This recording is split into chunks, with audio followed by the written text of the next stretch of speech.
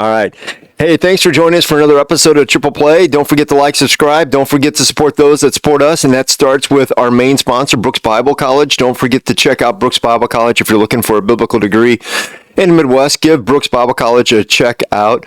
We'll have all their information in the notes below, but we love them if you're trying to. They start out actually for lay people. Have you ever heard of Brookes Bible College here? I have not, no. Well, there you go. Maybe I have, but yeah. No, that's okay. Yep. Brookes Bible College, their goal is to get people ministry degrees and counseling degrees in ministry, but on a low, they don't come out of college with a lot of debt. Sure. So the average church is actually 75 to 100 people, and those guys... counseling is definitely an important thing these days. I mean, there's a lot of people going through mental illness. I definitely believe that's probably because they've stepped away from God as a contributing factor. But yeah, well, we definitely need biblical ones that are grounded right. So, I mean, very, very controversial area of expertise these days too, because you got the biblical side, and then you got a lot of seculars, and they're going to go to places that aren't necessarily in line with Scripture. Right. So, that said, check out Brookes Bible College, and we're excited about today's guest. We got Andrew. I'll probably butcher your name. Koenig. Did I say it right? it's Koenig. Koenig. Okay. I'm terrible. My southern part of me, my wife gets on to me all the time. I'm terrible with names. Oh, it's okay. So. I'm also terrible with names.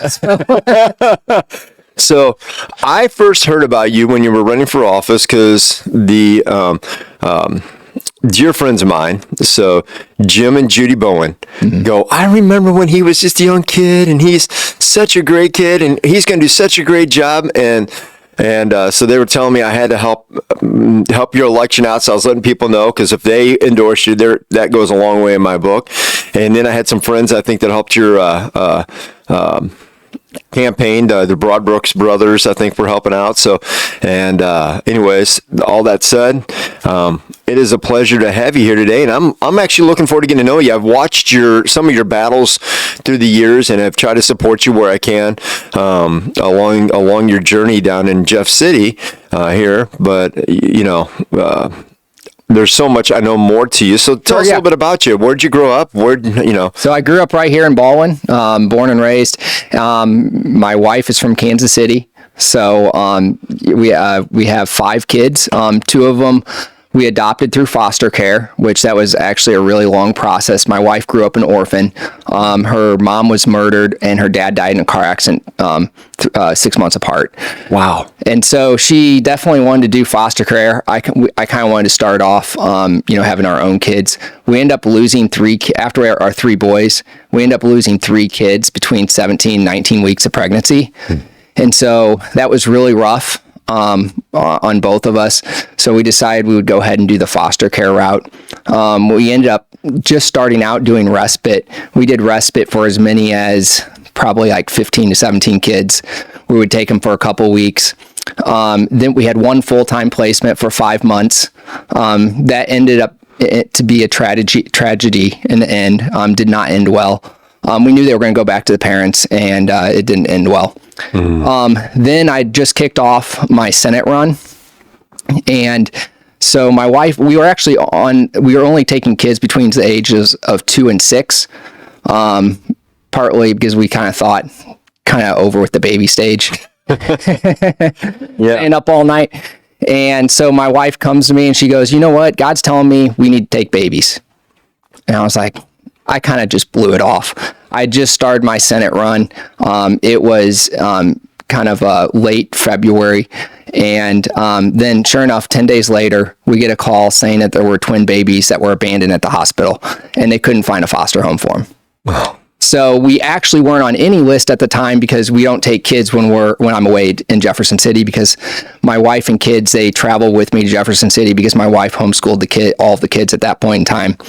And so it was definitely a hard decision, like trying to be able to take twin babies in the middle of a Senate run. And ultimately I told her, well, let's think about it. I called the caseworker, and I felt like God was telling me we had to take them. So I told the caseworker, I was like, we'll take them for a couple months. And sure enough, they're 8 now. But that's awesome. It was definitely a long process.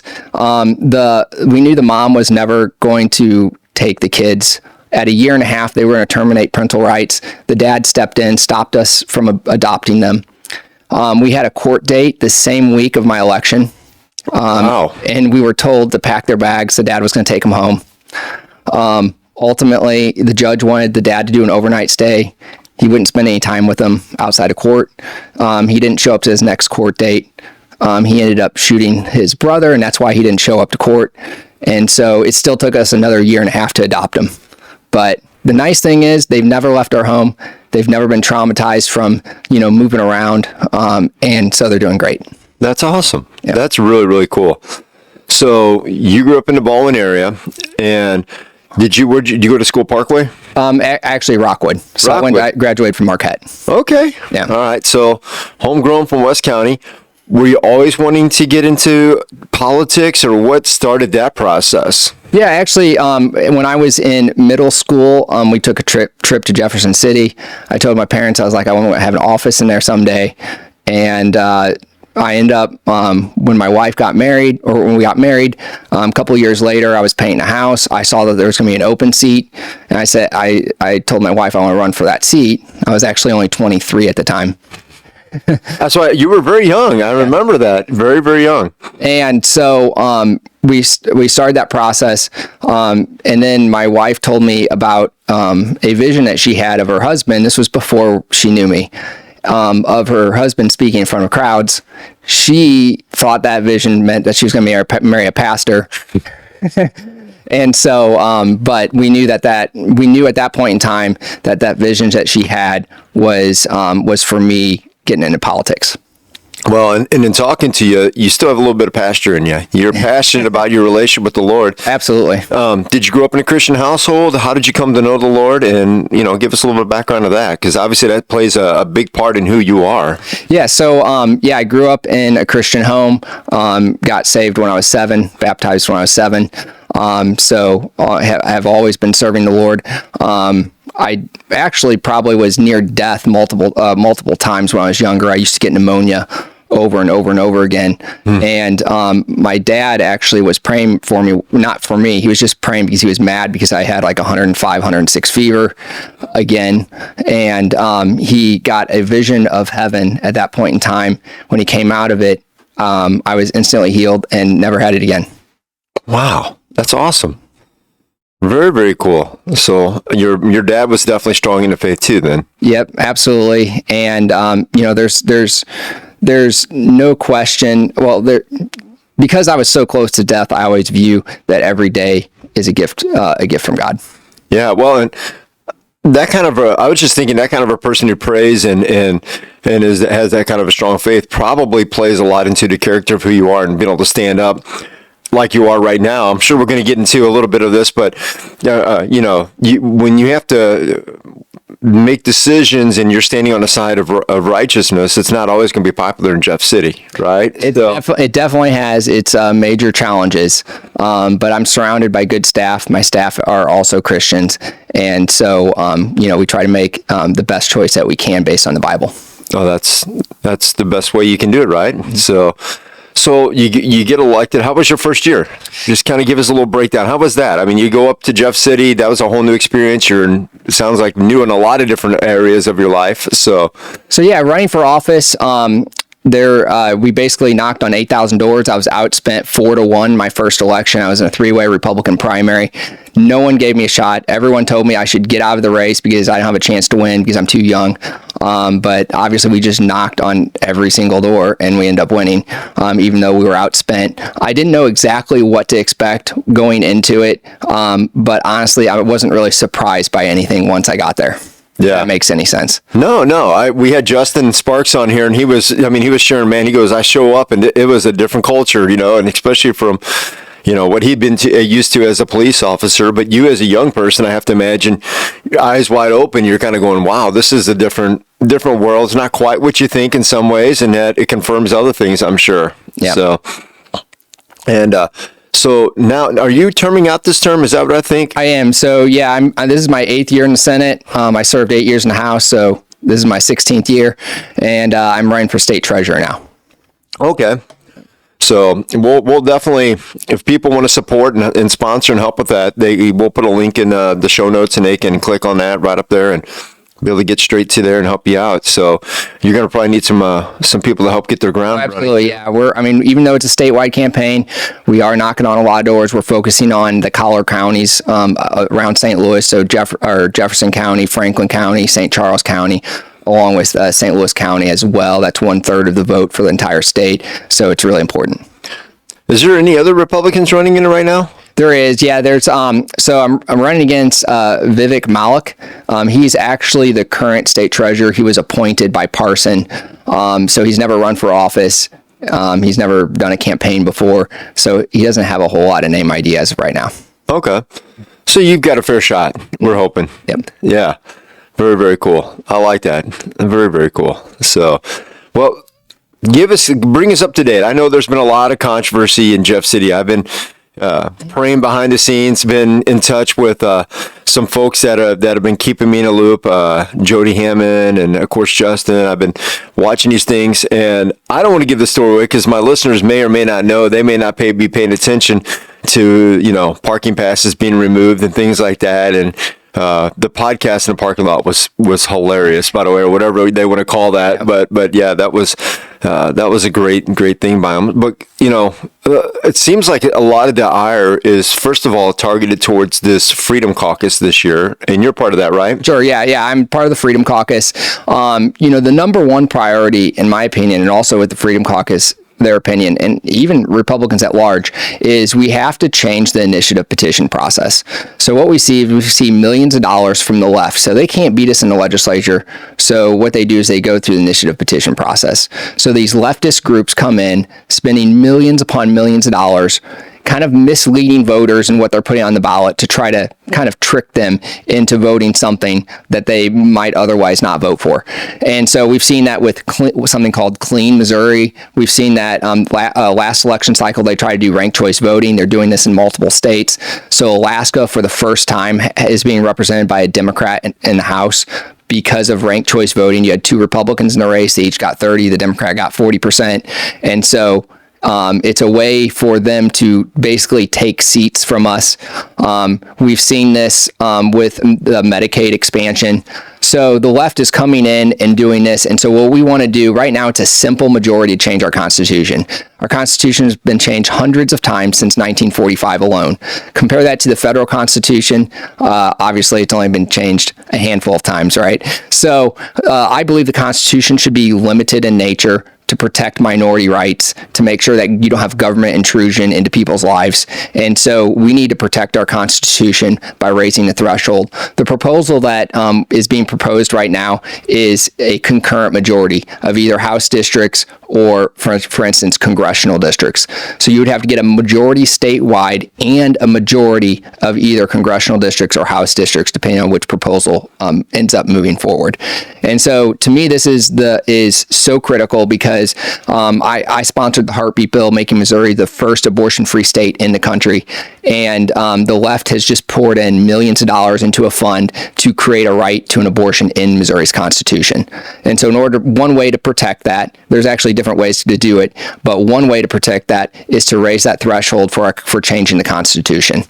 Another way is we can actually put a competing provision on the ballot if they were to get theirs on the same ballot. Then if, for instance, our provision got 55%, and theirs got 54%, theirs would be null and void because it would conflict. So it would be whichever one gets the higher vote. In my opinion, we should take both approaches. Yeah, I like that. One of the things I think about with that, so first of all, the state of Missouri doesn't have abortions, but currently. And the only way abortion can be done is for the life of the mother. Yeah. So you have an ectopic pregnancy, and obviously that's a very valid reason. I don't know if I would want to call that an abortion, but right. The health of the mom and the baby's not going to probably survive anyway. So right. Absolutely that. But in general, we have no abortion facilities. Correct. Right. It's a medical procedure, not a. Yeah. Come on in, join us. So, yeah. So we and that was a huge fight back in 2019 when I passed that bill. Yeah, I was going to say, and for those who might hear IP reform, that's what he's talking about. The initial petition is also, for short, a lot of people call it IP reform, and I love the idea of having the districts. I think that makes smart. I think it's smart because one of the other things about Missouri. It's also how our U.S. Constitution works. In order for if Congress or there's a convention of the states, you have to have 3/4 of the states ratify that amendment before it actually gets instituted. You have to have a geographical majority. And 3/4 is actually a pretty high standard. We're only proposing a majority of, a concurrent majority. Yeah. Well, one of the things I was going to point out too is the fact that in like Missouri, we've got St. Louis City and Kansas City, and then you got the rest of the state. And so this takes away the ability, because you got the dense populations around there, of those dense populations making decisions that affect the rest of the state geographically too, because the landmass is, 80% of the state is not around one of those two areas. Sure. So we've talked about that a couple times on here. Yeah. About that. Yeah. It'd be good reform. It would be. We would.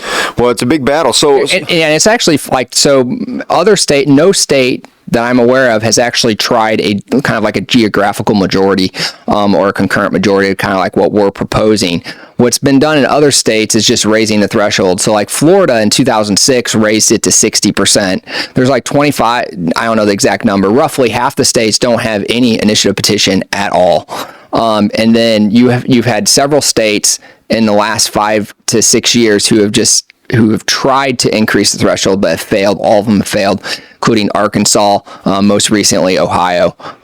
And so we're trying something different. I think this will be successful if we get the right provisions in it. Right. And the thing I see about that is what we're really saying is we know there's a guy named George Soros who comes in and he pays all these people to go around and do these petitions. And so he's buying, and then people vote because it sounds good, especially in liberal areas. They're like, it's the uninformed voters not really looking at down the road consequences of these decisions. And so they make a quick, Yeah, perfect example is we had something called Clean and Cleaner Missouri. I don't know if you remember that fight. So they put in Clean Missouri, which was supposed to draw 50-50 districts, essentially, or competitive districts. The problem is the only way to do that is you take the Democrat voters in the city and try to run them out to the rural areas. So you have these like little spaghetti districts. Well, I thought that was a terrible way to draw districts. And so we ended up passing Cleaner Missouri. We basically changed everything that they did and put it back exactly the way it was before. The only difference was they put lobbyist gifts down to $5, and then we just eliminated it from $5 down to 0. And so people just went in there like, eliminate lobbyist gifts? Sure.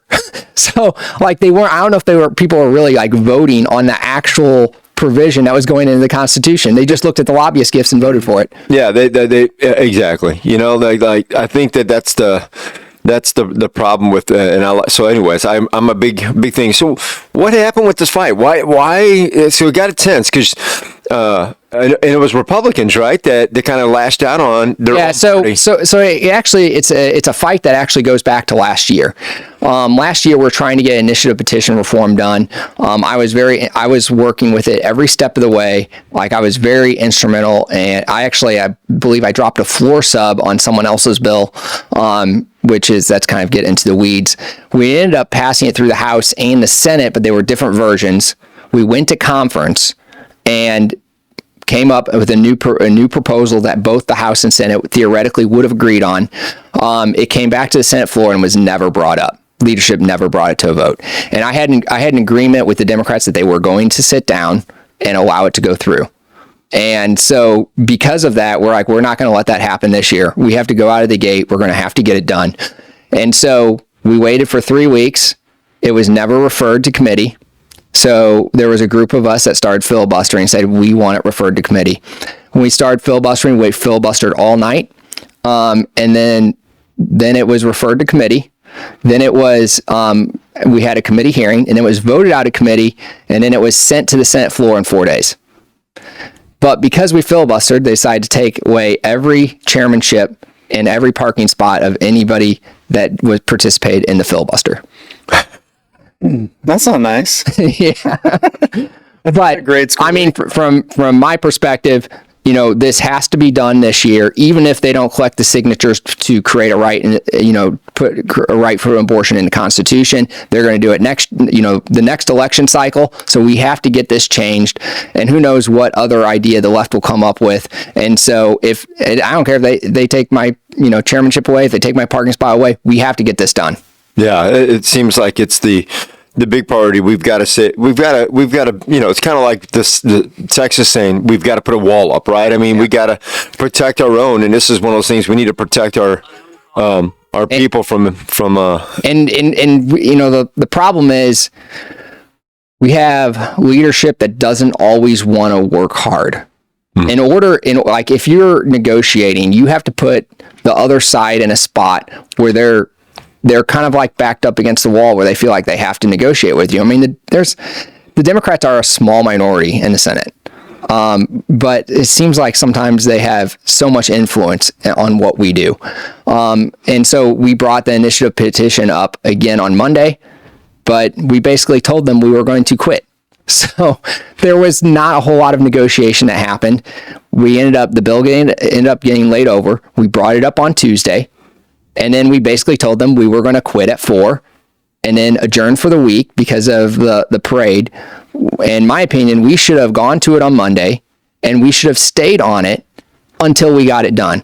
Whether that's 30 hours, 40 hours, 50 hours, like whatever it took. I mean, if I have to be up for 50 hours sitting on the Senate floor, halfway falling asleep on, that I'm willing to do that, whatever it takes. And, some of our colleagues on the Republican side just don't have that attitude. Yeah.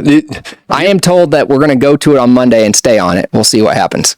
Well, we'll be praying for that. So what other bills are a priority? I mean, this is your last session before you move on into a different, hopefully, position, which I'm pretty sure God's going to give you. But what is your, so education reform is really important to me. So the left has been good at taking over our institutions. They've taken over our schools. They've taken over our corporations. They've done that through ESG. They've been clever with the way they've doing it. So I want to fight against that. So I actually have a school choice bill. I passed Missouri's first school choice bill, the ESA Most Scholars Program. I put it in the state treasurer's office because I didn't trust the Department of Education for obvious reasons, because if you let them have their hands on it, they would do everything they could to undermine the program. But what this would do is, right now it's just for kids with IEPs and low-income kids, and it allows them to take a scholarship up to the state adequacy target, which right now is around $6,700, and they can use that for private school, micro school, tuition, tutoring, any kind of educational expense, so that way they can get a Christian education or an alternative to what we see in the public schools. What about DESE? What's your thoughts on DESE? I mean, from the if you're talking about the federal Department of Education, should not exist at all. I'm talking about the state level. Yeah, we got DESE here in the state, and one of the things that I've noticed, I'm not a pro in no means, but one of the things I've noticed about the DESE system is that you find a lot of educators that are retired, sure, and they go get a cushy job at DESE. And most of the time they tend to be very liberal minded, and the people that you're going, you talked about the ESG and all that kind of, I mean, they sit there and they're making big checks, and not only that, but they're drawing from the retirement fund. So they're a retired superintendent drawing $180,000 from their pension, and then they go get a state job making another $120,000, $140,000 a year, working 32 hours a week for DESE. And my question is, have you guys looked into, I asked somebody this not too long ago. I said, have you guys considered maybe writing a bill? The idea of them being able to retire and go back and work up to 32 hours was so that if an educator retired, they could go back and be a substitute teacher.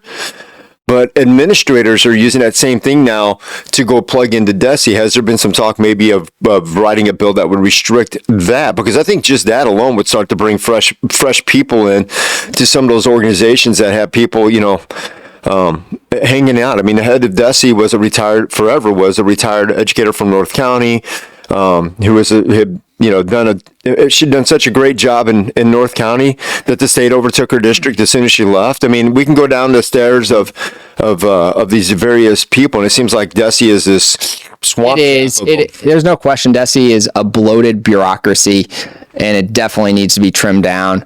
They're sticking their tentacles into things that even outside education that they shouldn't be involved in at all. And so there's no question they need to be trimmed up and limited. Yeah, one of the things, two things I've kind of seen would be is if we could keep the swamp from being around, it's kind of like in DC, the term limits. The reason why we want people in and out is we want fresh people, and fresh people will bring fresh ideas. It also, if you got bad people, gets them out, and they're only there for seasons, right? Yeah. So it seems to me like Desi has become this, as I said, this swamp of that. So is maybe coming up with a way that you guys could say, hey, you can go back and work 32 hours, but it cannot be in an administrative role or. One thing we need is, the state board hires basically what I would say, the director of Desi. We would need a governor to come in and kind of clean house, like appoint board members to the state board that are committed to doing that. That's probably one of the best ways to clean house. So hopefully we have a governor in the future that will do that. Yeah. One of the other things I was wondering is just given, you talked about kids' options, but school districts' options, whether they want to follow DESI guidelines or not. Yeah, we actually do have a bill that would do that. It's Senate Bill 814. And we actually had a hearing on that bill when I was chairman of education. We voted it out, and my plan was to turn it in, and then my chairmanship was stripped away. So hopefully you come back and or whoever gets that back on there. But yeah, that'd be another good way. It's just to allow school districts the option to be part of DESI. So yeah, that's Senator Carter's bill. Yeah. Yeah, I think I'd heard about that. I think when we had Lindy in here, she was talking about that, and that was something she was pretty excited about. But yeah, I think things definitely to strip down DESI and the bureaucracy of things will, more local things get, the better. Typically, I mean, it doesn't. Or if they're bad, at least the local area around here, I definitely have concerns. I mean, I think Parkway and Kirkwood and Webster are kind of definitely anti-Christian when it comes to those kind of matters. Well, for sure. But so is Desi. Yeah. Well, one of the things though you can do it's harder to move out of a state than move a location. You can still be in the St. Louis location, just move further out or further west, or But we do need to start taking back our school districts. It also I think shows the importance that church members and church, me and Lindy were talking about this the other day. And we have the April elections coming up where school board members are going to be elected, and it's really important that we get out there and vote for the right candidate. That's right. We've got a sign in our yard, and we've been, Amy, my wife, the last several school board elections have gone around knocking on doors to try to get good people elected. And you're big on school boards. I'm very big on school boards. You talking about it? Oh yeah. Well, and one of the things I think is I don't understand why churches don't show up more. I mean, it's so local, and they always say they want to be involved in the community. What more community involvement can you be than showing up at a school board meeting once a year or a couple times a year to hear what's going on? So you see that sometimes. And these elections are very close. I mean, 5, 10, 15 votes can be the difference between a candidate winning and losing. Absolutely, 100%. We the last election. A more moderate one by I think 24 votes over a much more conservative person. Right. I mean, a couple people in a church could have changed the difference. Exactly. That's exactly. Great. So I definitely think that those getting involved in those. What other things are? I mean, obviously you said education. Is there anything else that you have a priority of? Yeah, I mean, so I was chairman of Ways and Means in the House for 6 years, and I was chairman of Ways and Means in the Senate for 4 years. So I have done a lot with the tax code. I'm very much against corporate welfare. I right now Missouri has more taxing districts than just about any other state in the country. Each one of those districts try to, raise taxes. I've been instrumental in trying to limiting those. One way is they skirt around the Constitution because the Constitution says you have to have a vote of the people before you raise taxes. Well, what they do is they draw districts that have no voters in them and then just raise the taxes.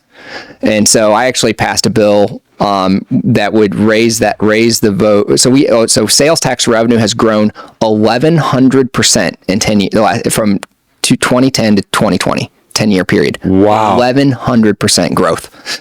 And so I was looking at how to try to prevent that from happening. And so I would require a vote of the entire city or county, not just draw a district that has no voters and just raise the tax. Unfortunately, that was vetoed by our governor, but I did pass it through the House and Senate. And like other things, I did eliminate these special taxing districts in floodplains, green spaces, so they can't be drawing these districts and those things in places like those. So I've done a lot, several bills to limit the growth of these things. I did the first income tax cut in nearly 100 years back in 2015. I did another cut in 2021 and then another cut in 2022, cutting our rate from 6% all the way down to 4.5% is where it'll ultimately end up. So like if you look at the states that are growing like Texas, Florida, Tennessee, they're the states that don't have an income tax. Right. That would be awesome to have our income tax go down, because I hate that bill every year. You buy a car, you got to pay sales tax. Yep. And then 2 years later, it's like you get another sales tax, but it's called income tax, and then you got to wait for this thing to tax. Yeah. Yeah. So we're right now. There's a bill on the Senate floor. This was Senator Eigel's bill initially, and then they took his chairmanship away and took everything, his parking spot away, and then they basically gave the bill to someone else. But honestly, if we get it done, I don't care who handles it. Well, the thing is Bill might want to be governor. Yeah, then he can really make some changes, right? I mean, Yeah. I would not be disappointed in seeing Bill become governor of Missouri. Certainly. So what the bill would do is, there's been different versions, but essentially what it would do, a first step is eliminating that personal property tax after 10 years, putting in a set depreciation schedule. So right now we've seen the value of cars go up. And so essentially your taxes are going to go up with that value. And so we want to put in a set depreciation schedule over 10 years where it eventually go down to essentially zero. And so that way you don't have to rent your property from government. Eventually you will own it. Yeah. After owning it, what you thought was owning it the first time. Correct. Yes, correct. Because if you have to pay taxes to your government, you're essentially renting your property from government. Right. Yeah, that's really cool. And so I've done a lot. Another area I've done a lot of work on is licensing reform. So about 27% or 27 to 29% of all jobs require a license in the state of Missouri. This is basically means you have to get permission from your government in order to earn a living. And so, I mean, some of those licenses are certainly justified, but some of them are not. For instance, one that I completely eliminated was hair braiding. I remember that because my buddy Kirk Matthews, when I was the treasurer for Kirk, was big on trying to get that. He was like, "We got to get rid of that. That's so stupid." It's ridiculous. That's total insanity. And obviously, I have a daughter who's black who needs her hair braided. So we eliminated, and it takes hours and hours to do. And so essentially, you had to go get a cosmetology license costing $15,000, and they don't even teach hair braiding in it. Right here. So you got to go to get a degree that doesn't teach you what you need to be able to do the thing you need. I'd like to know the guy that brought that to the floor. Yeah, and it took me years to pass it. It wasn't like a simple thing. Like it took me years, and there was hundreds of cosmetologists because all the schools are in Jefferson City, and so they basically got all of their students to come to the committee hearing to oppose it. That's awesome. That is crazy. That is crazy. Switching gears, national security threat. Do you know much about that? Well, I mean, on that. Yeah, I mean, it's obviously the state of Missouri. We don't do anything with international. One thing that we do, I do have a bill on is making it for the illegal immigration that we're seeing is make it illegal to step foot in the state of Missouri. Mm-hmm. If you're an illegal alien, we can throw you in jail. So that's what my bill does. Reasonable. So we had a bill that we passed, I don't know, back maybe like 10 years ago that would require your immigration status to be checked. And if it was found you're an illegal alien, we turn you over to ICE. Right. Well, the problem is they aren't deporting them. So, right. Yeah. So we need to do something more. And so that's what this bill would do. That's good. Yep. I like that. So, I mean, as far as obviously Biden is doing a terrible job, internationally, when it comes to Israel, I'm not saying we need to give them money, but we definitely need to support them and saying, hey, you need to do everything you can to defend yourself, and we're going to support you in that. Right. And the Biden administration has simply not done that. Well, they would say they're doing a good job. Right? I mean, calling for a ceasefire is just totally insane when you have one side that just wants to murder everybody on the other side. Right. It's not like a recent thing that has happened over the last decade. This is since its inception. Correct. They've had ceasefires, they've had wars, they've had... Right. There needs to be a... And the war could stop tomorrow if they surrendered. Yeah. And they still have hostages today. Yeah. You don't see Israel going in and taking hostages, civilian hostages. And so, the only way this is going to be resolved is if Israel goes in and takes care of business. I agree. I'd imagine you deal with different folks in government. Yeah, I mean, you have everything from crazy to normal, to people who have their niches, like just all kinds of personalities, people with anger issues, people that are patient, like everything. That's incredible. I definitely believe, having the fruits of the spirit, having patience and all that stuff can definitely help you a lot. Which is sometimes the opposite of what people think in politics. They think, sometimes being loud and noisy, it's a way to be effective, but yeah. Well, you got to be able to love people. Yep.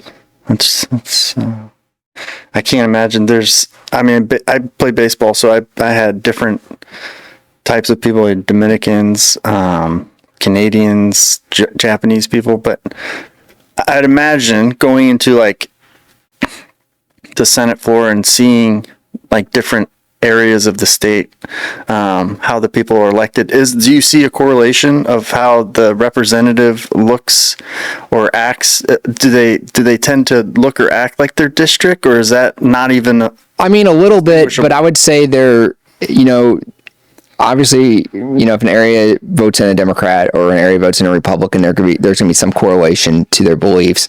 But if a Republican is voted in, based on how conservative or liberal they are, has nothing to do with where they're from. Yeah. So, like, I'm probably one of the most conservative members of the Senate. Biden won my district. So they spent $2.8 million against me in my last election. So, and specifically attacking me on the heartbeat bill that I passed. Yeah. And so, like, another friend of mine, Paul Kurtman, was elected back in 2012. He was one of the most conservative members of the House at the time. And he took over an area that was previously represented by a Democrat. So that's challenging, huh? So there's not a direct correlation of how conservative or liberal a person is, if that party is being elected to that area. Okay. All right. And actually, sometimes, like here in Missouri, we have what's called open primaries. And so because we have open primaries in heavily Republican areas, some of the Democrats might just pull Republican ballots to vote for the more liberal Republican. Mm-hmm. So that's sneaky. Yeah, it is sneaky. Well, it's part. I guess you call it part of the game, right? So I'm definitely an advocate for closed primaries because I feel like political parties are private institutions, and it's kind of like you shouldn't, like if you have a church, right? You shouldn't have non-members coming in and making changes to the church because they're not members. Well, we shouldn't have members of a party picking the leadership of that party. I agree. Yeah. So. Yeah, it's interesting from a federal level. I was just thinking about how that kind of plays out because right now the polls are showing that Bell is leading over Bush. Yeah, Cory that would Bush. be definitely a really good change. An amazing change because he is a huge step up from her. Massive. Yeah. She's lost a lot of credibility in her neighborhood. I don't live there or know a ton about her. But I've had several friends who are involved, especially in that nuclear waste removal. We've had my buddy Don on here and several others who have been on here who are part of that. And they were very disappointed in her because she grew up right there at Cold Creek. So she grew up where I know when she was in the Senate, she was definitely a strong advocate for getting that cleaned up. And it does need to be cleaned up. It is a real problem. Well, so when the vote was getting going and she was working with Josh Hawley, all of a sudden she voted present and didn't want to vote on making that amendment because her party told her not to, basically. That's crazy. Right, yeah. And so... And they're supposed to be the party that's like the environmentalist. Isn't that crazy? Yeah, all of a sudden Josh Hawley is running the ball with this thing, and Well, because it's a real problem. They want to, create fake problems. Yeah, Well, I think they have to. They want government intrusion instead of like actually solving a legitimate problem. I think part of that problem is that they have to admit liability for that, right? Well, there was when Trump was in office, there was a move where they were going to the federal government was going to actually come in and spend a significant amount of money trying to actually take some of that soil and try to clean it up. Now, some of it has been kind of like dispersed, so it makes it hard. But at least the higher concentration areas, actually remove that soil, from the area. Well, we'll get Dawn back on there because there's a lot of movement going on there. Josh Hawley is still running the baton. In fact, she's up in Washington, D.C. right now as we speak. She's been up there this last week and a half trying to push that with his office.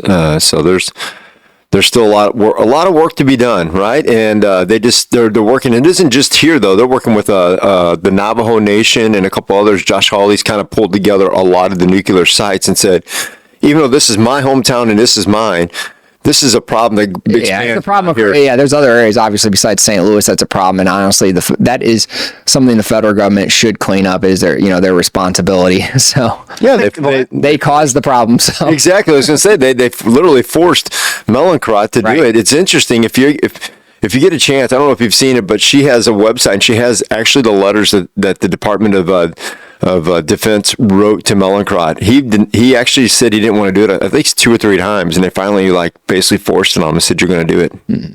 Yeah. He said, "Well, either be successful or blow up St. Louis, one or the other." Do you remember how many sites there were like that when she came in? Yeah, she said there were 2. There was one here and one in Ohio. Yeah. And so Ohio got some respite and got theirs kind of cleaned up. We're like the last one of those that not being cleaned up. And then you've got a lot of the Cherokee nations. They went to a lot of these American Indian areas was where they found the uranium, and they dug it up, but they used them and they didn't give masks or anything. So their whole communities not only have these holes that are exposed, but people who were used to mine the uranium for all those nukes and for the atomic bomb. And so and that's why I said they've kind of joined. Hawley's been joining them together because it's the same fight over the same thing, just different regions. And so versus St. Louis and this and that, he's been kind of working on drawing them together. And Cori Bush was a big part of that up until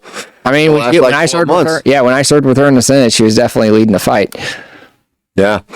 So, well, is there anything we didn't hit? I re-hit his St. Louis days growing up again. Oh, okay. You were gone. Well, sorry about that. We can edit that out. That's all right. No problem. It's all good. People enjoy it. But was there anything you wanted to get across? I know you're obviously running for Secretary of State. State Treasurer. Or State Treasurer, sorry. State Treasurer. What I didn't want to do earlier. Yeah, the State Treasurer, obviously, they're in charge of investing all the money for the state of Missouri. They're in charge of Missouri's only school choice program, the Most Scholars program. Also fighting against ESG will be a priority. And also another threat is a federal digital currency. If the feds were to ever get a federal digital currency, it would give them total control of your property. Because with a flip of a switch, they could say you can't purchase XYZ, whatever that is, whether it's a gun or whether it's a donation to a pro-life group. Who knows what it would be? We never want to give them that power. And so as state treasurer, I would try to make it illegal in the state of Missouri for a federal digital currency. Oh, yeah. I like it. Yeah, what's interesting is I saw in the past, I think it was a couple of weeks after Vivek dropped out of the race that he met with Trump, and of all the issues, that was the first one he really educated him about. And it was funny because then the next thing, he brought it up at some kind of rally, and everybody went crazy. And he's like, "Well, you guys seem to be more informed than me about this. It must be, it was." Not even on his. I'm afraid that if Trump doesn't win, that Biden will try to get that done, and so we don't have enough. We have to have enough states fighting against that and making it illegal in their state. Yeah, that's obviously for depending on one man to fix our problems, we're going to be in trouble, right? So, yep. So I think states taking back their rights and communities taking back their communities is certainly the way to do it. Best way to change community is be involved in the community, be from the community, get involved in the community. And I saw that in my time in the inner city and other places where I've been blessed to serve over the years. So, yeah, that's good. Well, we'll keep supporting you, and I'm thankful that you stopped by today. I've been wanting to get to know you a little bit, and you can go to you can follow me on Twitter, Facebook, and then electandrewkoenig.com. all right. Well, we'll put the link All right. on the show notes. And for those who've been watching, thanks again for catching us. We want to remember those that support us. Don't forget Brookes Bible College. Don't forget Andy McCallum and the group at Resource One for all your financial planning needs. 636-458-1798. Chris with CS Design at 573-436-3717. He did the intro, outro, the website. And then we also got Jeff Earhart of State Farm Agency of 314-821-JEFF, which is 5333. So give those guys your support. That helps us, and we appreciate them. We'll catch you guys next episode. Thanks. Thanks, guys.